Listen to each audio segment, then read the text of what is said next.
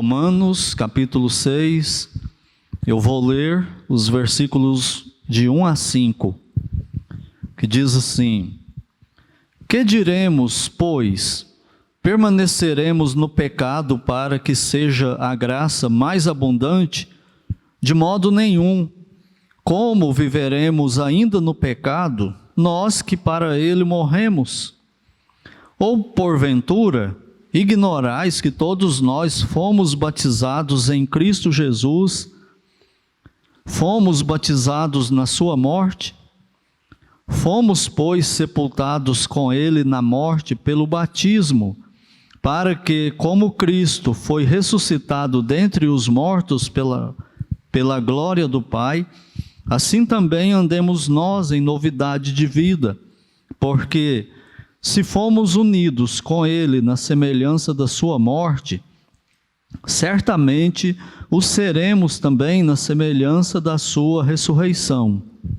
Oremos. Pai Santo, no nome do Senhor Jesus Cristo, nós te agradecemos por este culto mais uma vez. E agora, Pai, estamos com a Tua palavra sagrada aberta diante de nós. Pedimos que o Senhor, por Tua graça e misericórdia, nos ilumine com Teu Santo Espírito, para que possamos compreender a profundidade desse texto que nós temos hoje à noite. Que o Teu Espírito nos ilumine, para que possamos compreender corretamente e lembrarmos de colocá-lo em prática no nosso dia a dia, na nossa luta contra o pecado e em busca da santidade. Use-o para a Tua honra, para a Tua glória e para o nosso bem. É a nossa oração no nome santo do Senhor Jesus Cristo. Amém. Podeis sentar-se? Do pecado para a santificação.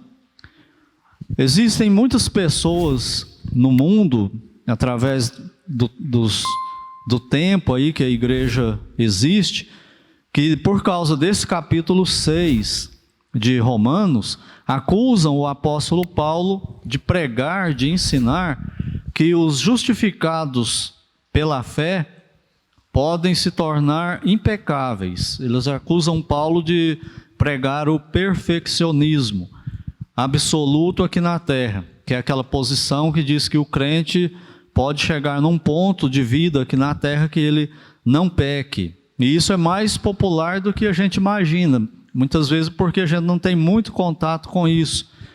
Existe um grupo de crentes, e a maioria deles são crentes de verdade, são irmãos em Cristo, faz um trabalho filantrópico no mundo inteiro muito bom, fantástico, digno de ser imitado, que eles pregam isso aqui, eles creem nisso e pregam isso, e muitas pessoas saíram do grupo por causa disso, entenderam, viram na prática que isso não é verdade, o crente não pode viver sem pecar.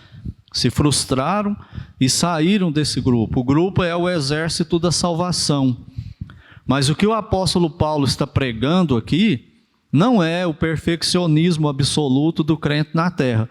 Tanto que no capítulo 7, versículo 19, ele vai dizer que o bem que eu quero eu não faço, mas o mal que eu não quero esse faço. Então ele não está se contradizendo aqui no livro de Romanos.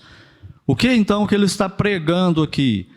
Ele prega aqui que em Cristo o salvo ganha o poder para viver uma vida acima da vida dos incrédulos, uma vida num nível superior, num nível melhor, com propósito de vida muito melhor do que o incrédulo, que o justificado pela fé, ele ganha em Cristo o poder de que o pecado não seja mais o senhor da vida dele, o pecado não domina mais, o pecado não escraviza mais. O que ele ensina é que nós fomos libertos do pecado. Mais uma vez, não é perfeccionismo que ele está pregando aqui, perfeccionismo absoluto aqui na terra. A questão é que o mundo, no geral, aprendeu a viver no pecado. Quando Adão caiu no pecado, o pecado passou a ser o senhor do ser humano e guia o ser humano para o pecado, e o ser humano fica escravizado ao pecado. E isso acontece num nível tão profundo que o ser humano não percebe essa escravidão ao pecado. E a maioria das coisas que eles praticam, eles acham que não é pecado, que é tudo normal. Daí o mundo ser como é. E a gente ver, encontrar pessoas defendendo coisas absurdas, coisas absolutamente pecaminosas, danosas, não só contra Deus, contra a santidade de Deus, mas contra o próximo também. Mas para eles isso são coisas normais. Legalizar pecado como aborto, divórcio, novo casamento, eles vão legalizando tudo e perde a noção do erro, do pecado que isso é diante de Deus. Então isso é normal para eles. E o que Paulo está dizendo é que o cristão agora ele ganhou uma vida superior a tudo isso. O pecado não é mais o senhor dele e ele não é mais acostumado com o pecado, no sentido de viver pecando. Acontece mais ou menos assim: o incrédulo, a pessoa sem Cristo como Salvador, ele peca e não sente o pecado. Ele não sente muita culpa. Ele não sente que ele está errado naquilo que ele está fazendo. O cristão, uma vez que o pecador vai a Cristo, o Espírito Santo dentro dele produz nele esse senso de perceber pecado, porque o Espírito é santo. Ele não gosta de pecado, ele não tolera pecado e ele mora no nosso corpo. Toda vez que nós cometemos um pecado, ele acusa o pecado. É isso que Paulo está dizendo. E quando nós confessamos e deixamos o pecado, abandonamos o pecado, nós voltamos a um nível de vida que Deus quer que a gente viva. E o incrédulo não tem isso. O incrédulo, para ele, tudo é normal.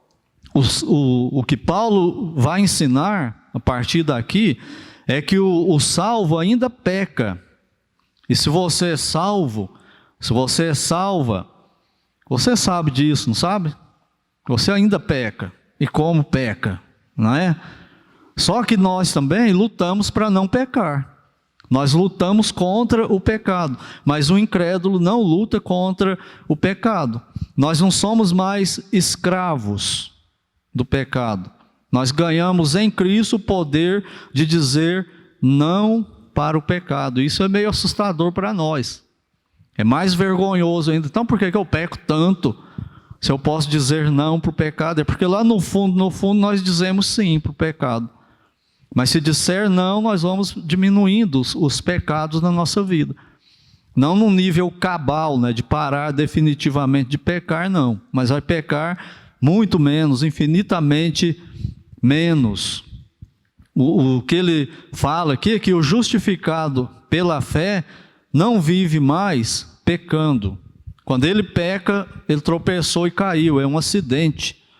Não é uma prática comum mais, viver nessa prática aí de pecado, né? Esse é o assunto que ele está tratando aqui agora. O salvo em Cristo, ele sai daquela vida miserável de escravidão ao pecado e de viver pecando em tudo que faz e achar que está certo, achar que é normal, isso, e ele vai para uma vida agora de santidade. E agora ele procura sair do pecado, evitar o pecado na vida dele, em todas as esferas da sua existência. Ele não tem mais esse prazer aí de viver pecando. Ele vive em santidade. E aqui, o assunto dele no capítulo 6, então, é santificação ou santidade. No capítulo 5 foi o que? Justificação.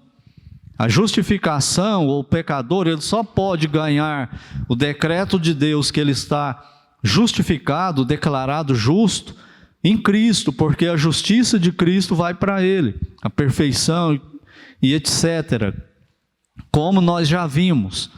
E agora ele vai falar do que acontece depois disso na vida da pessoa que está justificado pela fé.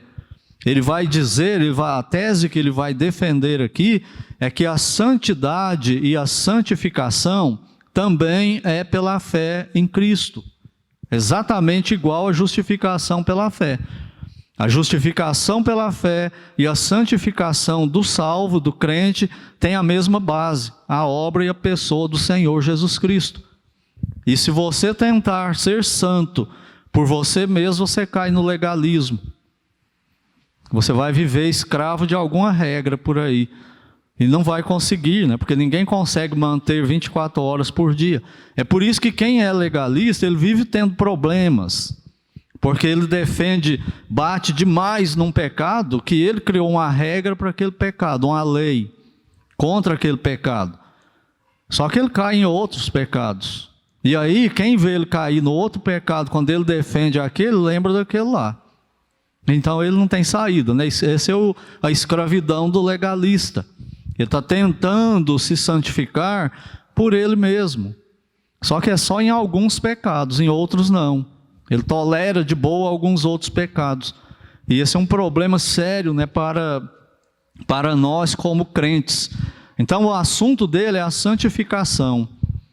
E o que significa santificação? O que significa a palavra santo?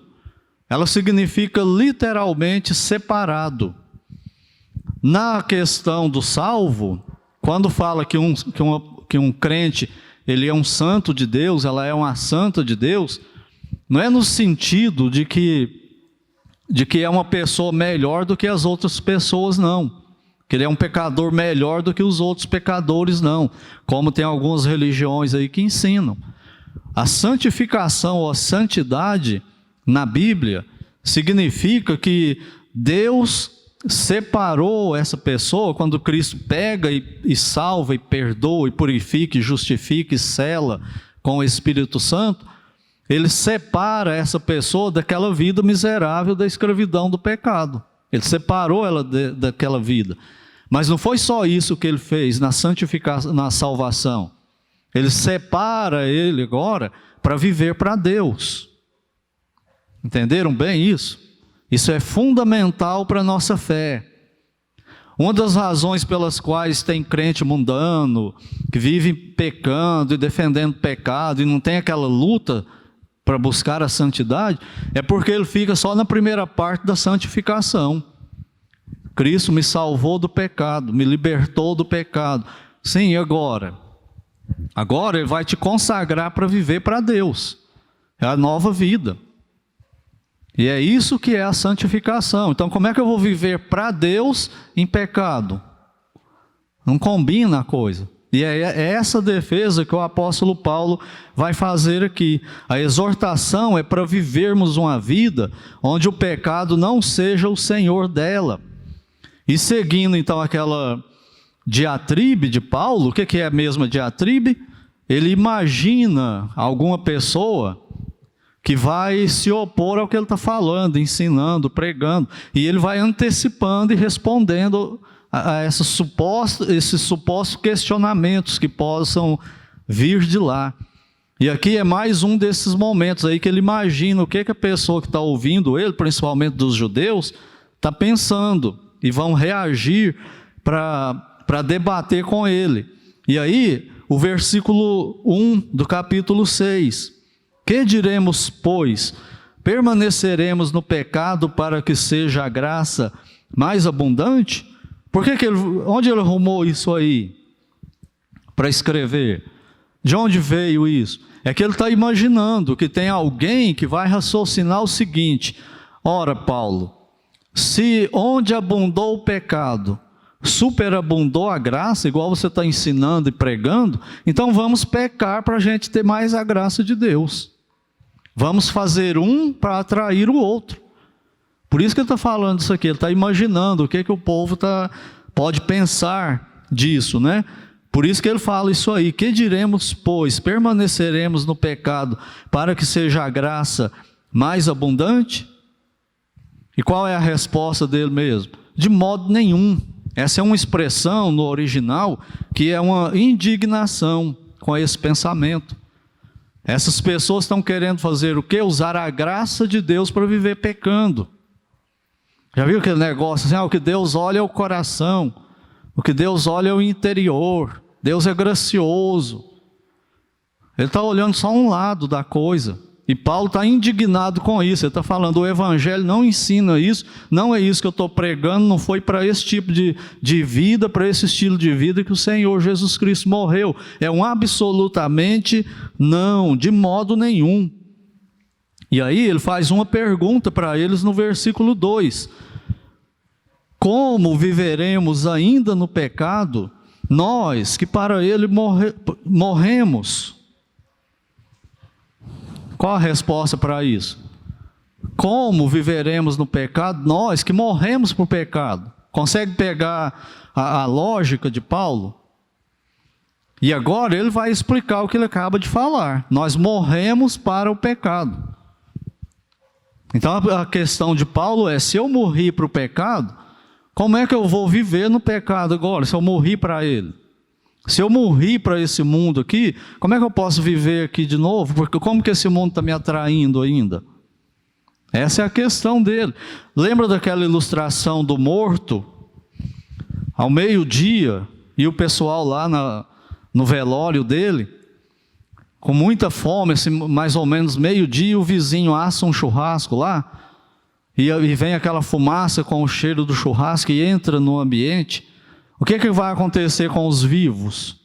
Eles já estavam com fome. Agora eles vão ficar quase loucos de fome. Vão salivar. E a mesma fumaça com o mesmo cheiro passa nas narinas do morto. O que ele sente? Absolutamente nada. Nenhuma influência. Por quê? Porque ele está morto para o churrasco. Ele está morto para tudo aquilo que está acontecendo aqui.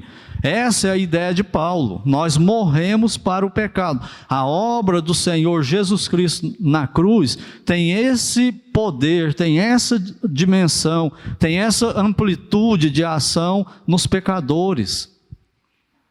Essa é a verdade do Evangelho. A obra dele é grandiosa, não tem comparação. O poder que existe nela não existe em mais ninguém. É só no Senhor Jesus Cristo. Religião não pode fazer isso por você. Boas obras não pode fazer isso por você. A sua justiça própria não pode fazer isso por você.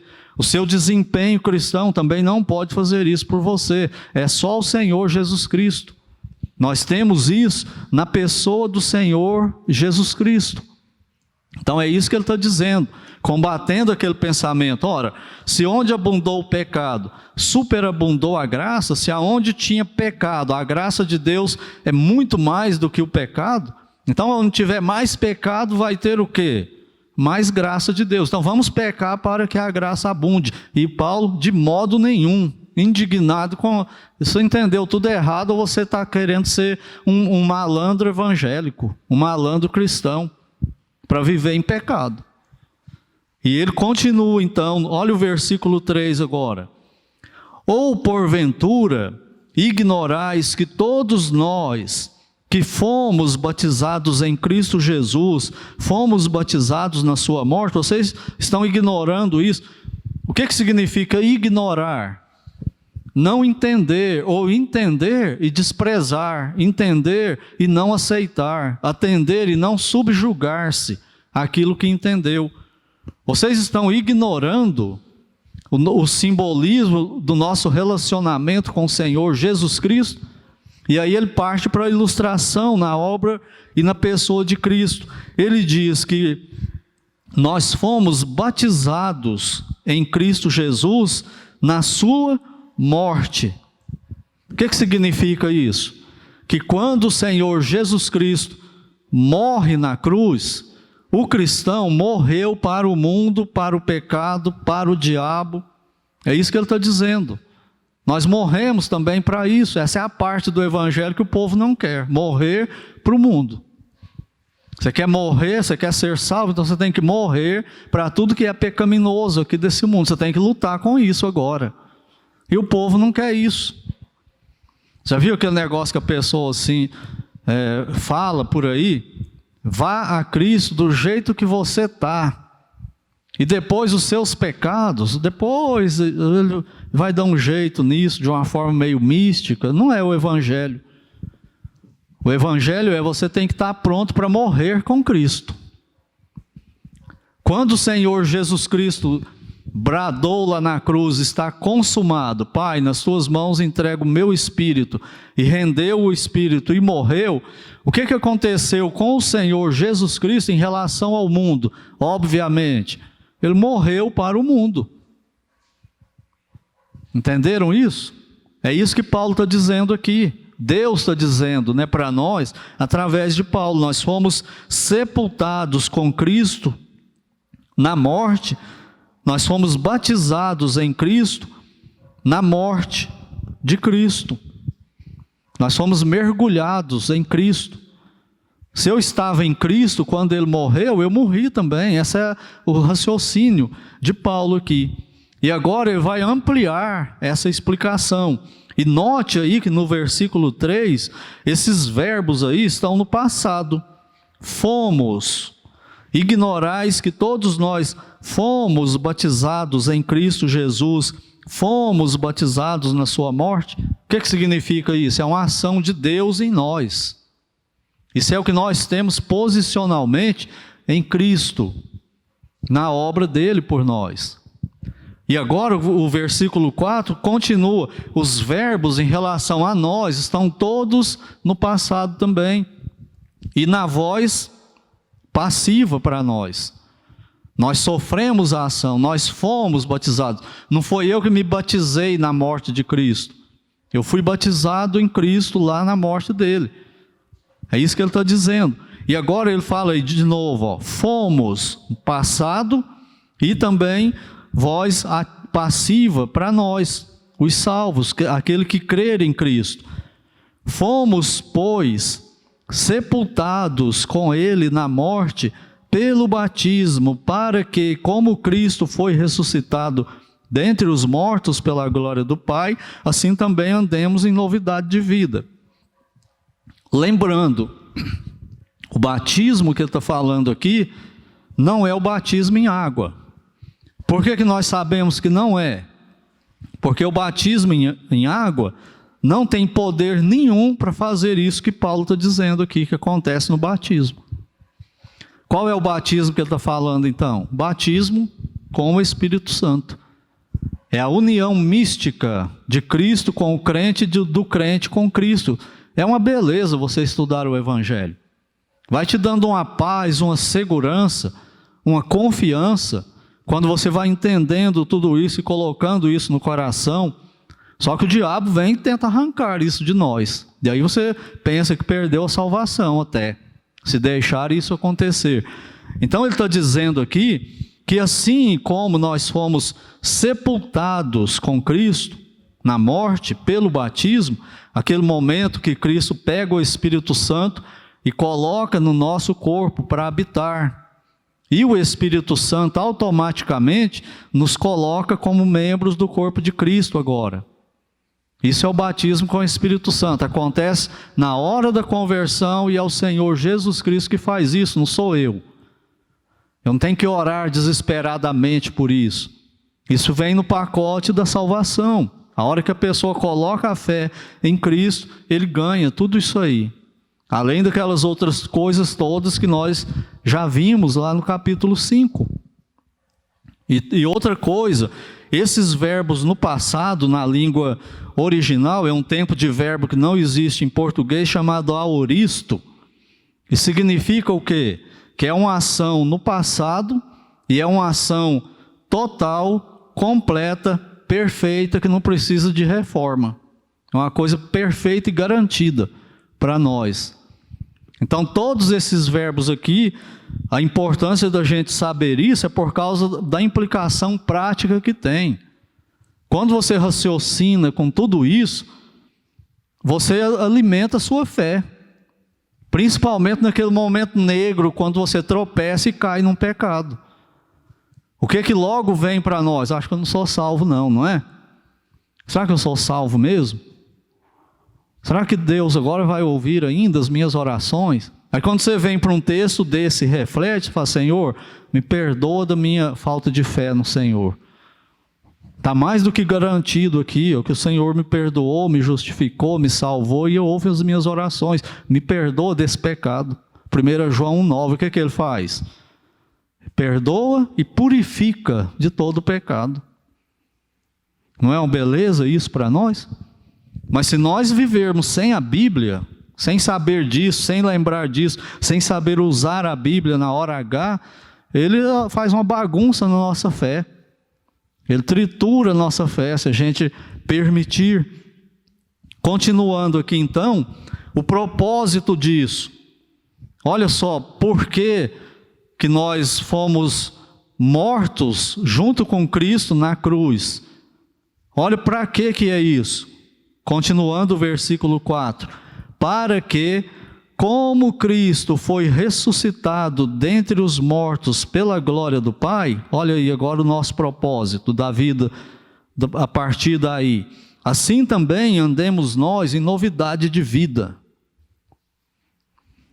É possível a salvação sem santificação? Cristo faz só a metade da obra em nós? Não. A hora que Ele salva, Ele dá a santificação. Ele dá a santidade posicional para nós, melhor dizendo. E agora vem a santificação, que é o processo. Lembra dos 3 tempos da salvação? Ela é passada, nós fomos salvos da ira, da condenação eterna. Nós vamos ser salvos ainda na glorificação da presença do pecado. Mas hoje, o que está acontecendo conosco? Nós estamos sendo salvos de quê? Do poder do pecado. Nós estamos nos libertando cada vez mais dessa escravidão ao pecado. É isso que ele está dizendo aqui. Não existe esse negócio: eu aceitei Cristo como Salvador, mas não aceitei ainda como Senhor. Isso não existe 2 Cristos. Um Cristo que salva e outro que governa. É o mesmo Cristo. Ou a pessoa tem Ele ou não tem. Ou tem Ele como Senhor, Salvador, ou não tem. Ele está iludido. Aprendeu alguma coisa aí no momento da vida dele, religiosa, cristã, errada em relação a Cristo. Então não existe salvação sem santificação, sem mudança de vida. E isso aqui, gente, é comprovado em pessoas que cresceram na igreja, filhos de pastores, filhos de diáconos, filhos dos demais irmãos, que cresceram na igreja, nunca tiveram outra opção, mas o dia que eles são salvos, a partir dali a igreja percebe uma mudança neles. Acontece também com pastores. Já imaginou isso? Pastor que não é salvo existe. Eu lembro pelo menos de um, pastor Jair, hoje ele é presidente lá do seminário em Curitiba, é Deão. Ele pastoreou a Igreja da Graça aqui em Uberaba há muitos anos, e ele dá o testemunho dele. Ele formou lá no seminário em Curitiba, foi pastorear a igreja dele, pastoreou durante 5 anos e não era salvo. Foi presidente de mocidade na igreja dele muito tempo, ganhou como aluno padrão no seminário, saiu do seminário com alto conceito como crente. Depois de 5 anos ele vem e fala: não era salvo não. Eu aceitei Cristo hoje à tarde, revendo o meu sermão. Mas a partir dali, todo mundo viu uma mudança nele. Missionários, a mesma coisa. Seminaristas, eu vi seminaristas se converterem. Mas a vida muda depois. Não é fazer decisão. Por isso que esse negócio, eu fiz uma decisão, mas o que aconteceu depois dessa decisão? Continua escravo da mentira? Continua escravo de qualquer outro pecado aí, repetindo,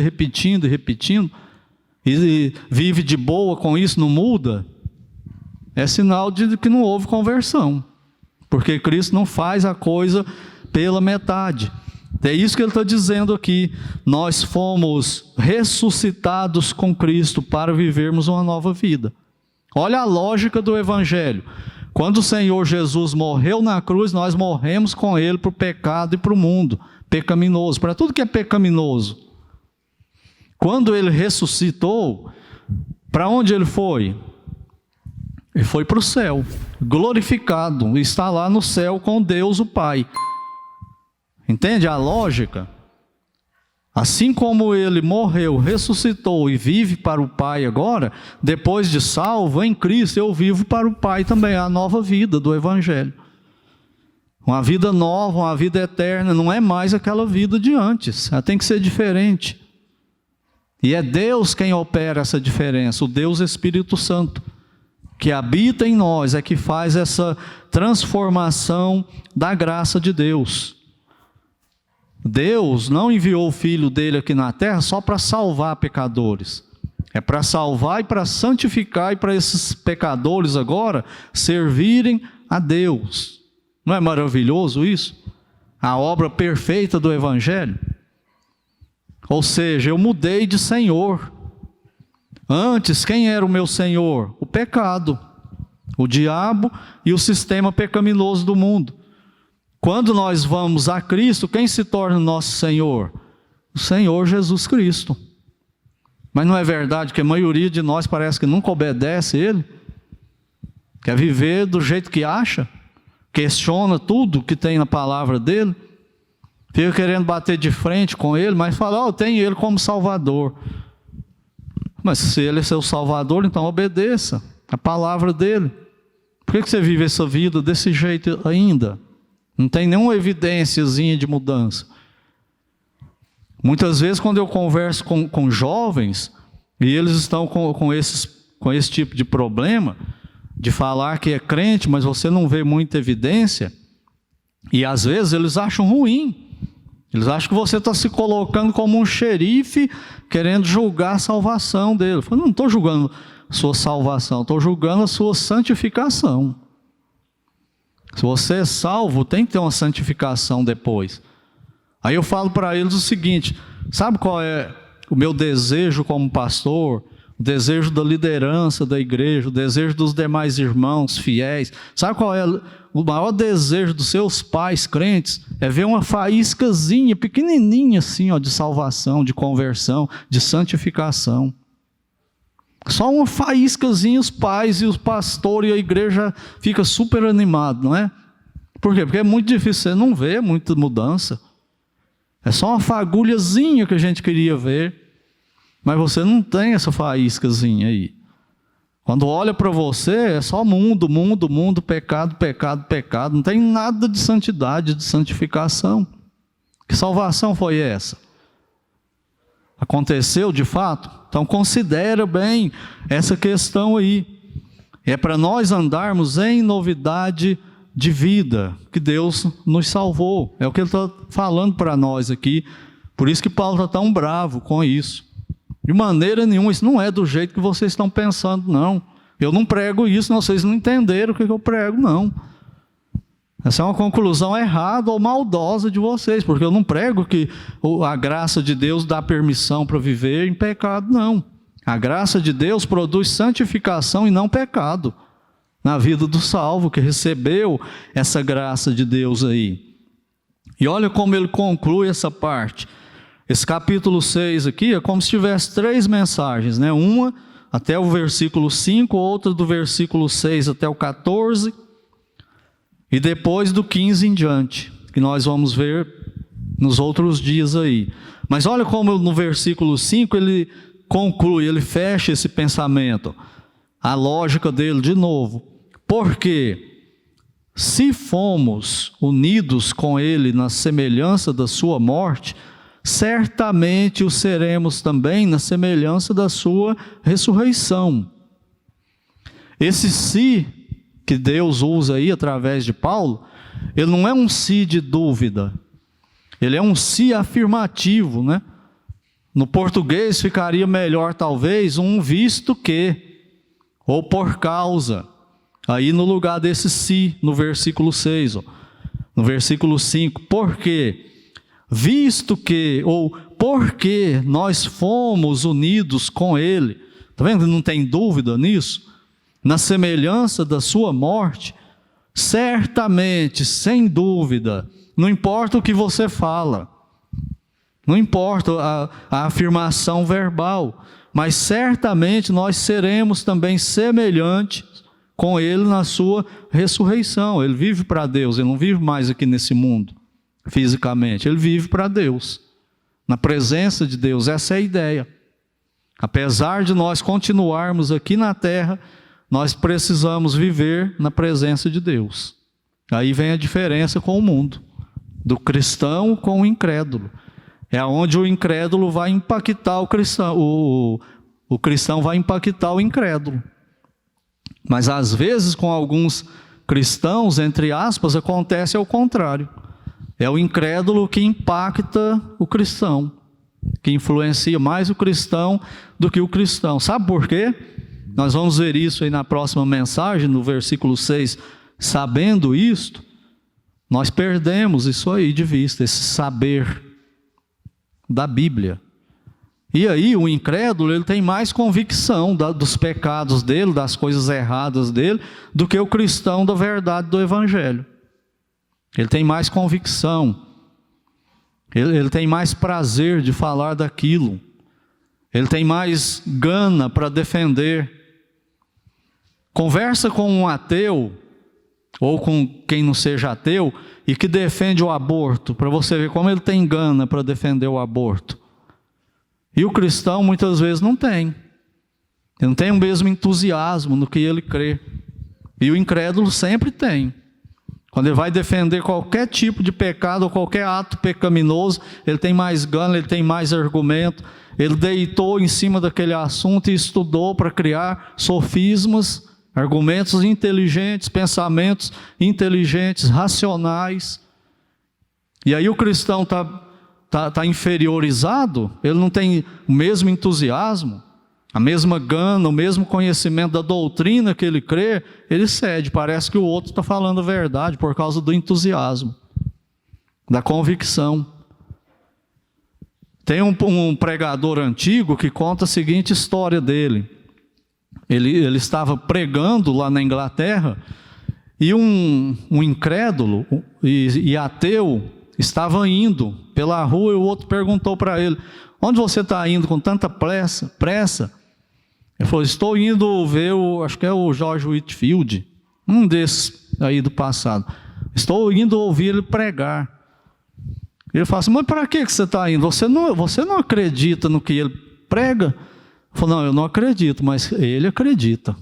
E me dá prazer ouvir como ele prega.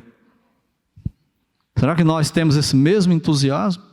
Quando nós vamos defender as coisas de Deus, será que nós temos sabedoria, sem ofender a pessoa, debater a ideia dela, tentar derrubar a ideia dela, mas para a glória de Deus e não simplesmente para ganhar um argumento? É um dos maiores erros dos crentes hoje na internet.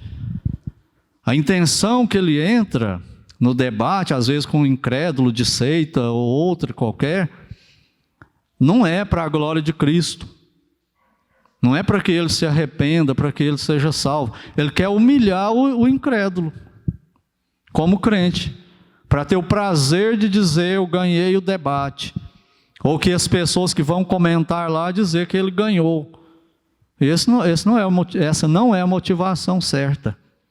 Nós temos que estar seguros, convictos naquilo que nós vamos falar, mas sempre lembrando: para que eu vou falar para ele? Tentando ganhá-lo para Cristo. Tirar ele do erro. E não é ofendendo ele, não é debochando dele, do que ele crê, que nós vamos conseguir isso. É apresentando as verdades da Bíblia com sabedoria, igual Paulo fazia. Não é debochando do outro lá. É do jeito certo, que nós já vimos lá em 1 Pedro, né, como se faz isso. Então nós precisamos viver em novidade de vida. Para isso nós fomos salvos e estamos salvos, para viver uma novidade de vida no Senhor Jesus Cristo. Vamos então aqui fazer um resumo desse capítulo 6, do versículo 1 até o versículo 5. Qual é a ideia geral de Paulo até aqui? O justificado pela fé não pode viver pecando porque está morto para o pecado. Essa é a tese dele. O apóstolo João, ele vai usar essa mesma tese no livro dele, no capítulo 3 de 1 João, versículo 9. Aquele que é nascido de Deus não vive na prática do pecado e não pode viver pecando, porque o que permanece nele é o quê? A divina semente. O que é a divina semente? É o Senhor Jesus, o Espírito Santo que habita nele, a nova natureza que ele recebeu. Então, o estilo de vida desse pecador justificado pela fé agora é a santidade e não viver em pecado. É santidade, é fugir do pecado. Quando que isso aconteceu? Quando o Senhor Jesus, pelo que Paulo já explicou, quando o Senhor Jesus morreu na cruz, eu morri com ele para o pecado. E quando ele ressuscitou, ele me ressuscitou junto para viver para Deus. Entendeu essa lógica do Evangelho? Se a pessoa nunca se rendeu a Cristo, nunca foi a Cristo, nunca se entregou para Cristo, ele não sabe do que eu estou falando, nunca experimentou isso. É só pecado, vai viver rodando e continuando aí, pecando, escravo do pecado.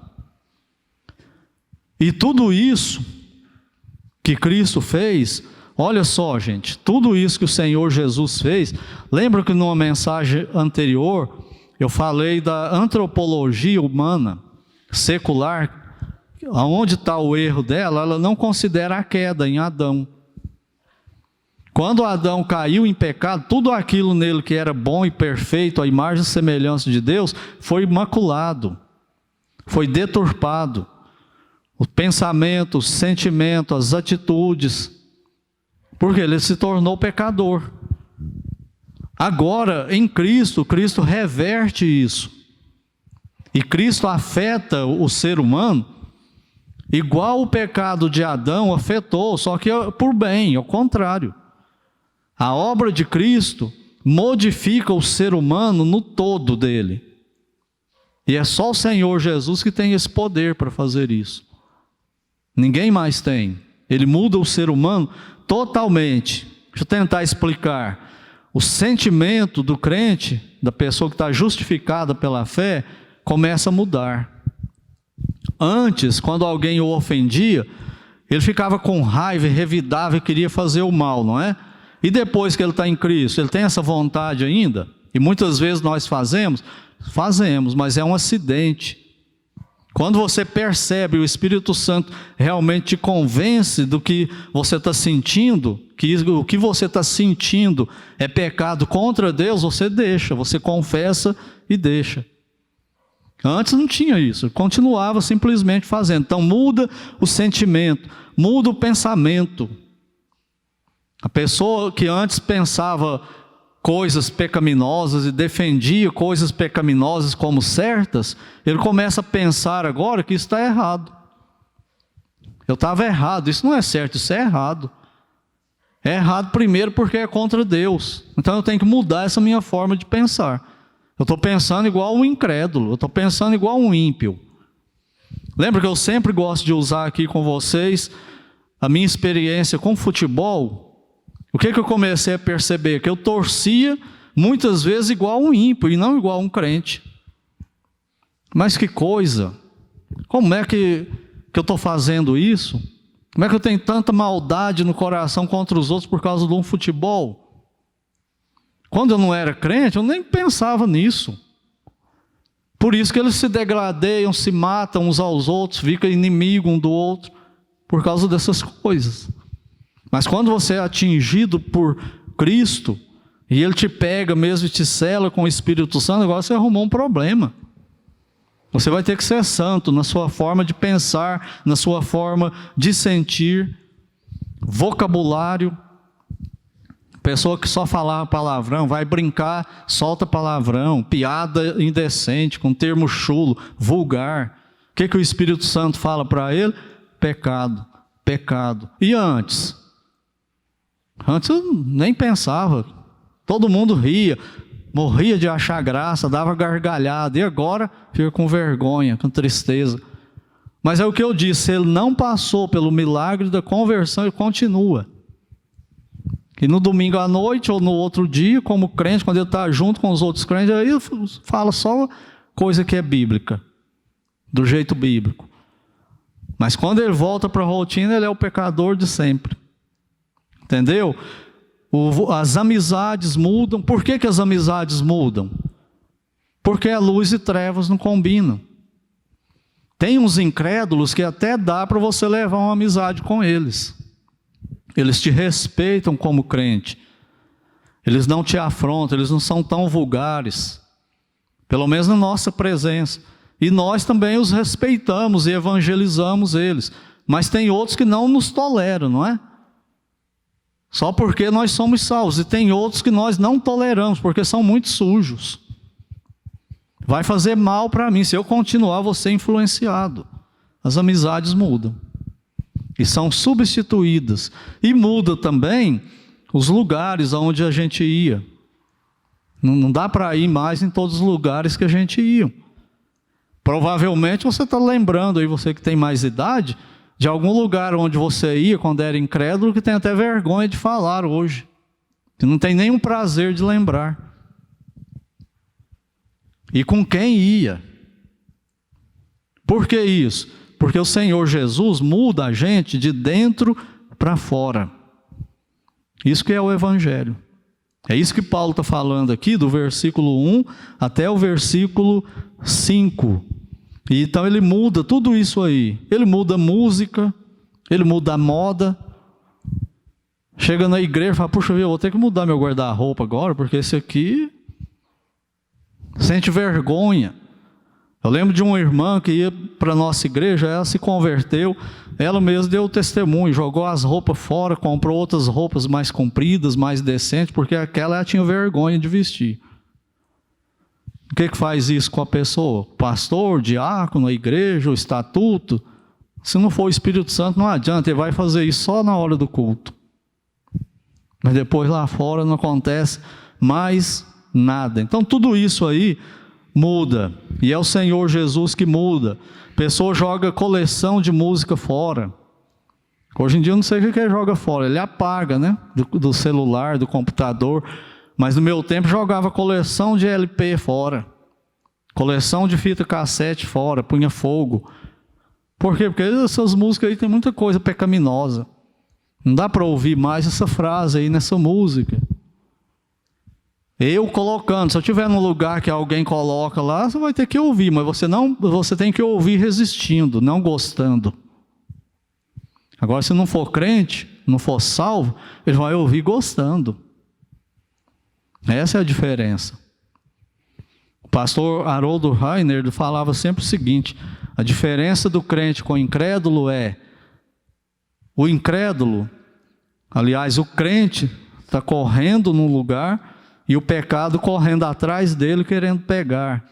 E o incrédulo está correndo atrás do pecado, querendo pegar o pecado. Essa é a diferença do crente e do incrédulo. Pensa em você, onde você estaria? Na frente do pecado ou atrás dele? Isso diz muita coisa para nós. Como está a nossa vida aí em Cristo, né? Ele não quer mais nada da sua natureza, nem do mundo que desagrade o Senhor. Por isso que ele muda o que ele pensa, o que ele sente. Ele vai lutar mesmo contra isso. Ele não admite mais isso para ele. Daí a mudança, é uma guerra santa no interior do homem que evidencia a salvação. 24 horas, o tempo todo, em tudo. 1 Coríntios 10, 31. Os sentidos do ser humano são rendidos do pecado e transformados, e vão sendo transformados na imagem de Cristo. A deformação que aconteceu em Adão, ela é revertida na conversão pelo Espírito Santo e a salvação no Senhor Jesus Cristo. Essa é a antropologia bíblica do ser humano sem Cristo, e depois que o ser humano vai a Cristo. Só o bendito, segundo Adão, é que vence o primeiro Adão. Sua performance não vence, sua justiça não vence, é o Senhor Jesus. E louvado seja Deus, nós temos isso nele. Que Ele nos ajude a vivermos isso na prática. Não esqueça, A próxima mensagem começa aí no versículo 6 com qual verbo? Qual? Saber. Isso vai fazer a diferença da sua vitória ou da sua derrota na prática. Você sabe disso mesmo? Você está convicto? Guarda isso na sua mente, assim, de forma que é verdade mesmo, absoluta. É isso que aconteceu comigo, porque Deus disse que aconteceu e é assim que eu vou viver a partir daqui. Que Deus nos ajude, que Deus nos abençoe. E se você não tem Cristo, o único jeito de você ser salvo é correr para Ele. Vá para Ele e leve algumas coisas para Ele. Que coisas? Salvação pelas obras? Não. Leve você arrependido. Leve o seu saco de pecado, aquele que você herdou de Adão, da condenação e todos os outros seus. E leve mais uma coisinha para Ele. O quê? Fé. E entrega para Ele. Sou mesmo condenado, sou culpado e tem pecado que não acaba mais na minha vida, mas eu confio no Senhor. Eu coloco toda a minha fé no Senhor. Me salva. E Ele garante que salva. O problema é que muitos não querem a transformação que vem junto com a salvação. Querem só a salvação, não funciona assim. Tem que estar pronto para aquela parte de fomos sepultados com Ele na morte pelo batismo, para viver em novidade de vida. Mas se não tem Cristo, corra para Ele. Oremos. Senhor, nosso Deus, muito obrigado por mais este culto e pela Tua palavra. Que o Senhor a aplique no nosso coração e muito obrigado por todas essas bênçãos, verdadeiras pérolas de preço incalculáveis que nós temos aqui no Senhor Jesus Cristo, no Evangelho dele. Coloque, Senhor, nos ajude a colocar isso no nosso coração para vivermos em alto nível como o Senhor espera. E se há alguém sem Cristo, que o Senhor os leve a Ele para a salvação. Abençoe e proteja cada membro de cada família aqui representada em mais esta semana. Nós pedimos a Tua bênção no nome santo do Senhor Jesus. Amém.